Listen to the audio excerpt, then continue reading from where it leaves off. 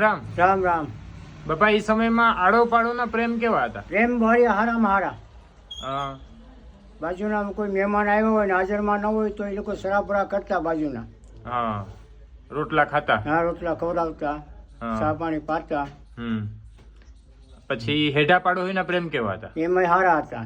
હા, એકબીજાને મદદ હા, કરતા. મદદ રૂપિયા હારી હતા. બાબા, તો અત્યારે આડો પાડોના પ્રેમ કેવા છે? અત્યારે જરાય નથી.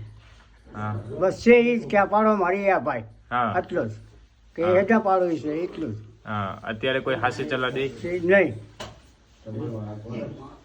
તો અત્યારની પેઢીને તમારા જેવું જીવન જીવવું હોય તો શું કરવું પડે?